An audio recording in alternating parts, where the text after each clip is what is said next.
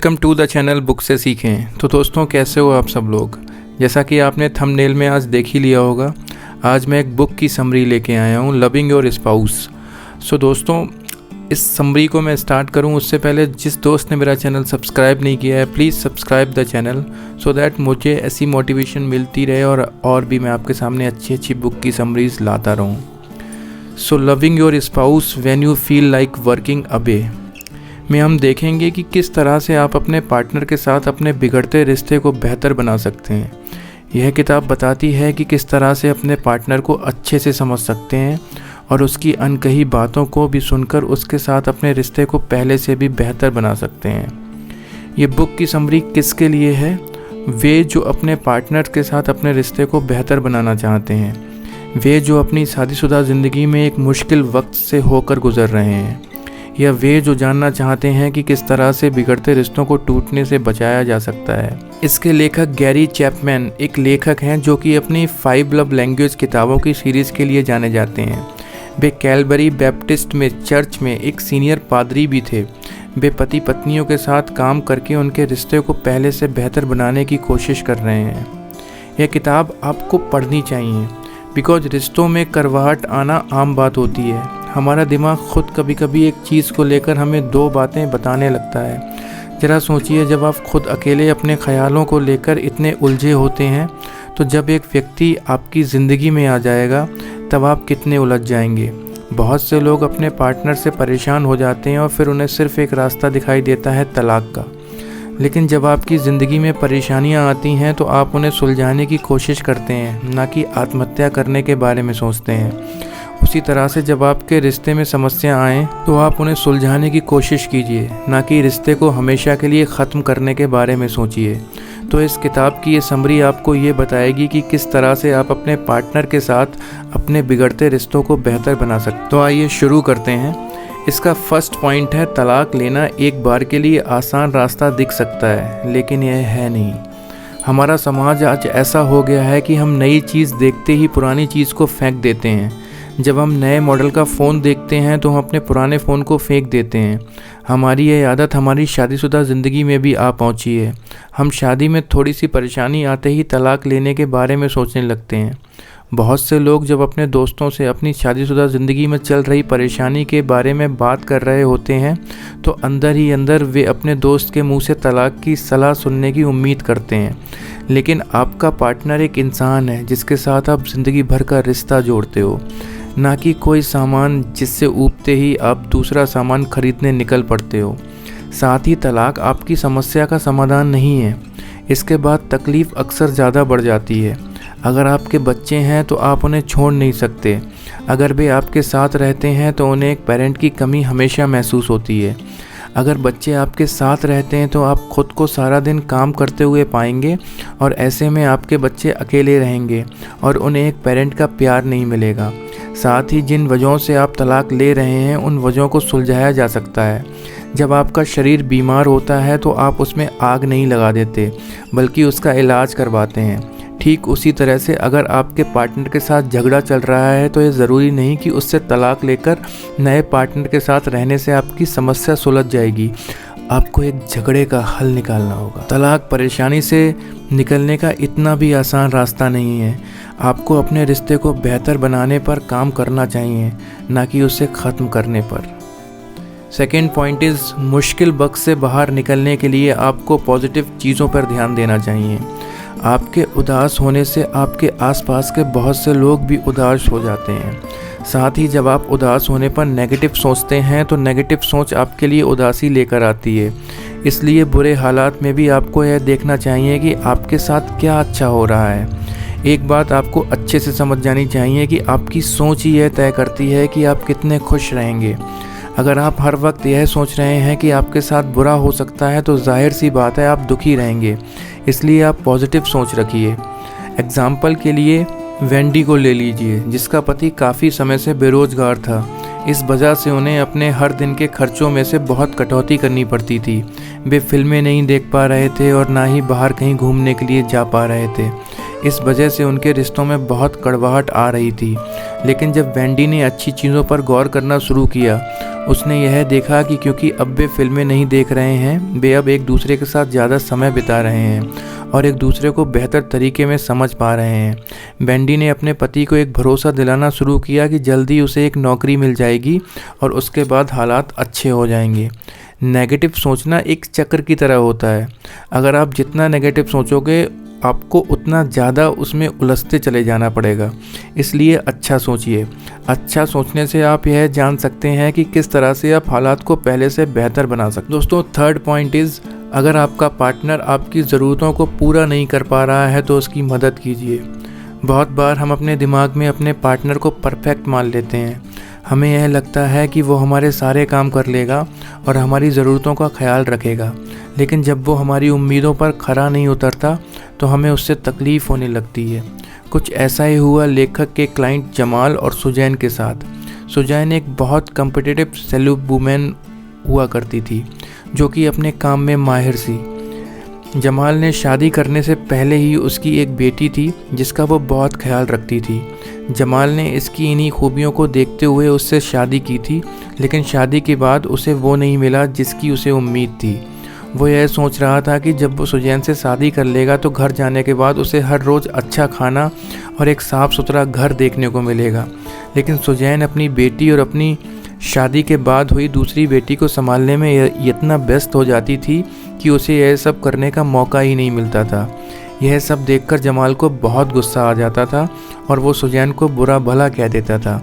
कुछ ऐसा ही शायद आपके साथ भी होता होगा।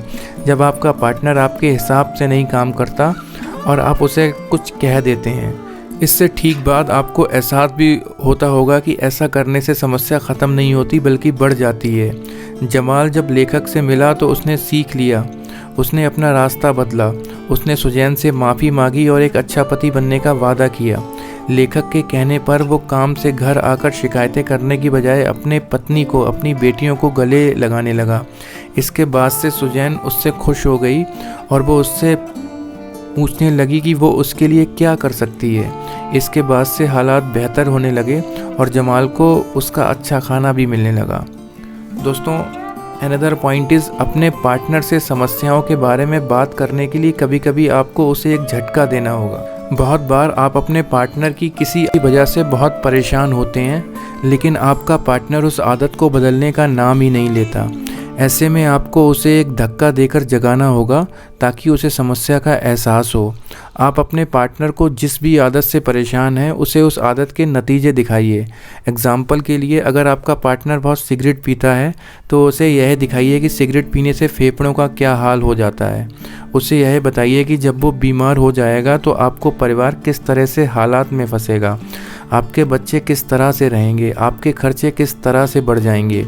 लेखक के सेमिनार में जिम और एमी नाम के एक पति पत्नी आए थे।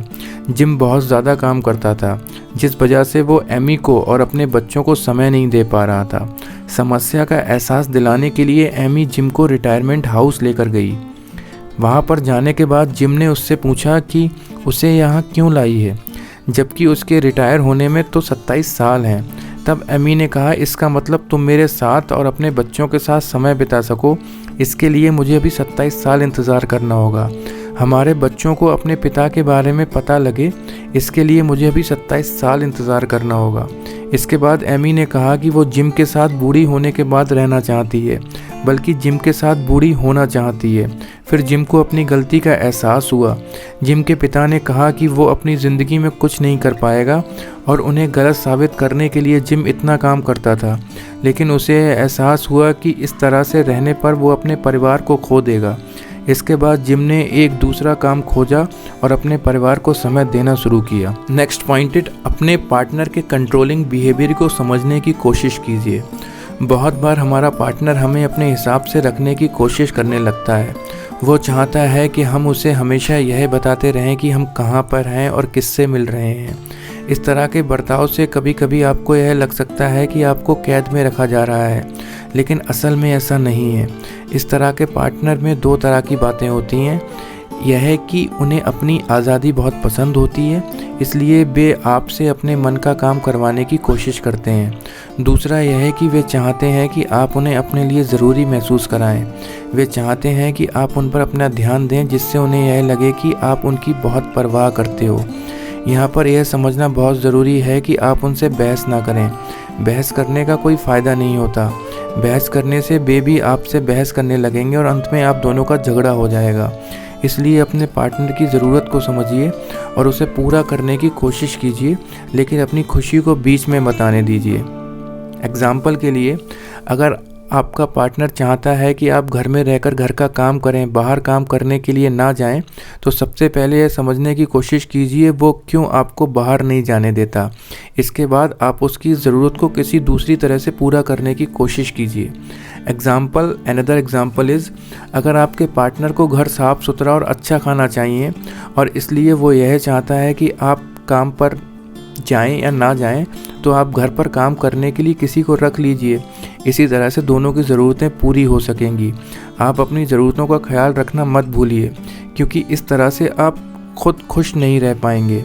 जब आप खुद खुश नहीं रह पाएंगे तो आप अपने पार्टनर को खुश भी नहीं रख पाएंगे। दोस्तों, अनदर पॉइंट इज़, अगर आपका पार्टनर आपसे अच्छे से बात ना करे तो आपको एक प्लान की ज़रूरत होगी। बहुत बार हमें ऐसे पार्टनर के साथ रहना पड़ता है जो कि हमें गालियां देता है या फिर हमसे अच्छे से बात नहीं करता। इस तरह के लोगों से निपटने के लिए आपको एक प्लान की ज़रूरत होगी, लेकिन इसके साथ साथ आपको धैर्य और समझदारी से काम लेना होगा। अगर हम बात प्लान की करें तो सबसे पहले आपको अपने पार्टनर से उसके इस बर्ताव के बारे में साफ साफ बात कर लेनी चाहिए। उनसे कहिए कि वो जिस तरह से आपसे बात करता है आपको वो बिल्कुल पसंद नहीं है। अगर इस पर वो मान जाता है तो आपको प्लान की ज़रूरत नहीं, लेकिन अगर वो नहीं मानता है तो आपको कुछ कदम उठाने होंगे। एग्ज़ाम्पल के लिए, आप यह फैसला कर सकते हैं कि अगली बार जब आपका पार्टनर आपसे गलत तरह से बात करेगा तो आप उसे कुछ समय के लिए छोड़कर चले जाएंगे। आप अपने पार्टनर से यह भी कह सकते हैं कि अगर वो चाहता है कि आप उनके साथ रहें तो वो खुद में सुधार ले आए।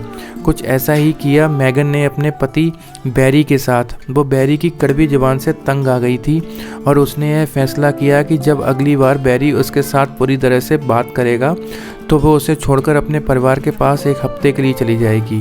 उसने ठीक ऐसा ही किया और उसके इस बर्ताव के बाद बैरी ने भी अपनी ज़ुबान को काबू करना शुरू किया। आपको यहाँ पर सही तरह से काम करना है। आपको उसकी तरह से उसे गाली नहीं देनी, क्योंकि इससे झगड़ा बढ़ जाएगा। आपको यहाँ पे बहुत सारे प्यार की ज़रूरत होगी। प्यार का मतलब सिर्फ अपने पार्टनर से प्यार करना नहीं, बल्कि खुद से भी प्यार करना है। अपने प्लान पर चलने के बाद आप अपने पार्टनर से प्यार जताने के लिए एक छोटा सा गिफ्ट भी ला सकते हैं। अपने पार्टनर के साथ इस तरह के बर्ताव से छुटकारा पाने के लिए आपको उनसे सहानुभूति जतानी होगी और साथ ही साथ अपनी ज़रूरतों का भी ख्याल रखना होगा। दोस्तों, नेक्स्ट पॉइंट इज़, अपने शांत पार्टनर के साथ रहना बहुत मुश्किल हो सकता है। बहुत बार हमारा पार्टनर हमसे बातें नहीं करना चाहता। उसके बर्ताव से हमें लगता है कि कुछ तो ठीक नहीं है, लेकिन वो हमसे इसके बारे में बात नहीं करना चाहता। इस तरह का बर्ताव करने वाले लोग अपनी भावनाओं को अच्छे से दूसरों के सामने नहीं रख पाते। साथ ही इन्हें किसी चीज़ की कमी भी महसूस होती रहती है। एग्ज़ाम्पल के लिए कैटलिन को ले लीजिए, जिसका पार्टनर क्रिस उससे बहुत दिनों से बात नहीं कर रहा था। कैटलिन जो बिल्कुल समझ में नहीं आ रहा था कि वो ऐसा क्यों कर रहा है। यह सारी समस्या तब शुरू हुई थी जब कैटलिन ने क्रिस को बताया था कि वो अपने 2 दोस्तों के साथ एक ट्रिप पर जा रही है, लेकिन कैटलिन को बिल्कुल नहीं पता था कि समस्या की वजह यही है। क्रिस अपने दोस्तों के साथ बहुत बार ट्रिप पर गया था और कैटलिन ने कभी इस तरह से बर्ताव नहीं किया। वो जब भी क्रिस से बात करती, क्रिस कमरा छोड़कर बाहर चला जाता था। बाद में कैटलिन को पता चला कि उसके बहुत से दोस्त थे, जिस वजह से क्रिस को लगता था कि वो उसकी ज़िंदगी का सबसे ज़रूरी शख्स नहीं है। कैटलिन को जब यह पता लगा तो उसे भी यह एहसास हुआ कि वो कुछ दिनों से क्रिस के साथ सही से समय नहीं बिता पा रही थी और बहुत सारा समय अपने दोस्तों के साथ ही बिता रही थी और क्रिस को अपना समय बहुत कम दे रही थी। जब उसे यह बात पता लगी तो उसने अपना ट्रिप पर जाने से पहले क्रिस के साथ खूब सारा समय बिताया। उससे अपने प्लान को कैंसिल नहीं किया, बल्कि उसने समस्या को सुलझाने की कोशिश की। ठीक उसी तरह से आप भी अपने पार्टनर की अनकही बातों को समझने की कोशिश कीजिए और उसे सुलझाने की कोशिश कीजिए। दोस्तों, अनदर पॉइंट इज़, अफेयर को आप अपने रिश्ते को मजबूत बनाने के एक ज़रिए की तरह देखिए। अब हम एक शादी को तोड़ने वाला सबसे बड़ी वजह पर नज़र डालेंगे और वो है किसी एक पार्टनर का अफेयर होना। अगर आप इसे एक दूसरी नज़र से देखें तो आपको पता लगेगा कि इससे आप अपने रिश्ते को पहले से मजबूत बना सकते हैं। अगर आपके पार्टनर का अफेयर हो रहा है, इसका मतलब है कि वो आपसे खुश नहीं है। इसका मतलब है कि आप उसकी किसी ज़रूरत को पूरा नहीं कर पा रहे हैं और इस वजह से वो उस ज़रूरत को पूरा करने के लिए किसी और के पास जा रहा है। अगर आपके पार्टनर का किसी के साथ अफेयर है तो आप सबसे पहले यह देखिए कि आप उसके साथ किस तरह से बर्ताव कर रहे हैं। आप यह देखिए कि आप उसकी किस ज़रूरत को पूरा नहीं कर रहे हैं। इससे आपको अपने रिश्तों की कमियों में पता लगेगा। अगर आपका पार्टनर आपको माफ़ करने के लिए तैयार है तो आपको उसके साथ अपने रिश्ते को तोड़ने की कोई ज़रूरत नहीं है। इस तरह के मुश्किल हालात से गुजरने के बाद आपका रिश्ता और मजबूत हो जाएगा। तो दोस्तों, इस पूरी बुक का मैं आपको कंक्लूज़न बता देता हूँ, सारांश बता देता हूँ कि क्या है। तलाक लेना आपकी समस्याओं का समाधान नहीं है। इसके बाद आपको अपने बच्चों को संभालने और खर्चे चलाने में बहुत समस्या उठानी होती है। इसलिए आपको अपने पार्टनर को समझकर उसके साथ चल रही परेशानियों को सुलझाने की कोशिश करनी चाहिए। अपने पार्टनर को खुश करने के लिए कभी भी अपनी खुशी को कुर्बान मत कीजिए। आप अपने पार्टनर को तभी खुश रख पाएंगे जब आप खुद खुश रहेंगे। तो इसके लिए क्या करें? तुम की बजाय मैं कहना शुरू कीजिए। बहुत बार जब हम अपने पार्टनर से झगड़ा कर रहे होते हैं तो हम उससे कुछ इस तरह की बातें कहते हैं, तुमने मुझे धोखा दिया है, तुम अब पहले जैसे नहीं रहे।